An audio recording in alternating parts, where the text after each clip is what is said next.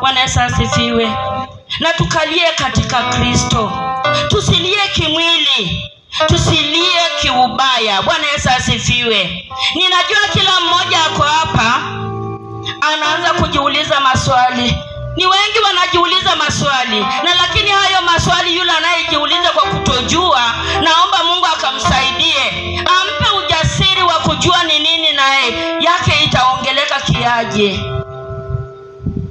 Ukianza kukata saizi na yako naye tutajua nayo itasemekana aje. Bwana Yesu asifiwe. Tujipe moyo na tujitie nguvu, tukafariji waliofiwa. Bwana Yesu asifiwe. Ili tukawape moyo wa kuishi, kwa maana kuna kuishi. Pamfilo ameenda zake. Tukashike huyo ndugu mkono na tumpe moyo.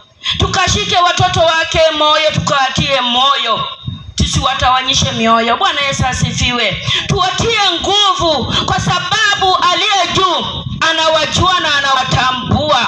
Bwana Yesu asifiwe.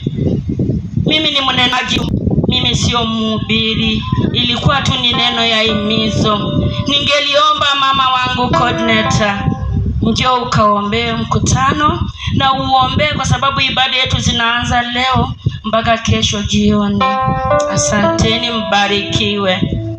Bwana Yesu asifiwe. Tutasimama tuombe kwa ajili ya neno. Hebu tuamini na tuombe. Baba, kupitia kwa mwanao Yesu Kristo, naja mbele zako Jehova nikishukuru neno lako ambalo limepita mahali hapa. Bwana, tazama Baba, neno limepita kwa moyo ya kila moja mahali hapa. Mfalme wa amani, na Jehova jina, wewe ni ambao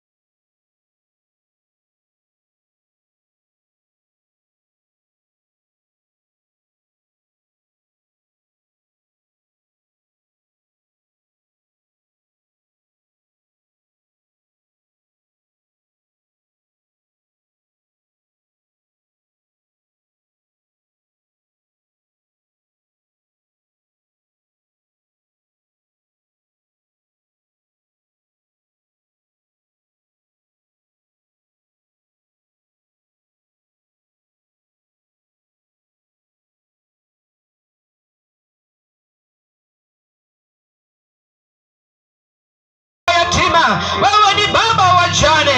Kumbuka Baba aliye mahali hapa, Baba analia kwa ajili ya moyo wake, analia, anasema watoto hao wataishi namna gani? Yesu, wewe unajua.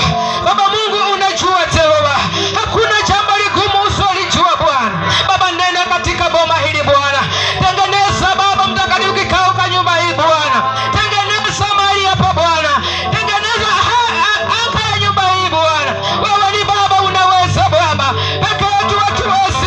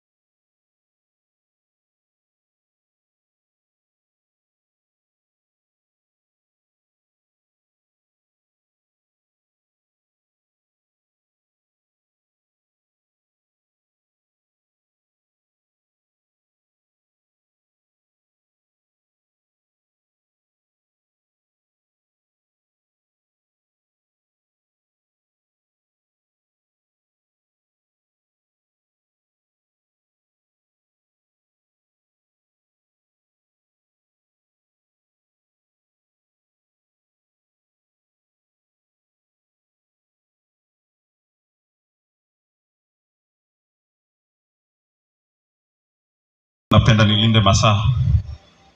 Asante. Neno la himizo nzuri, Mhubiri 3.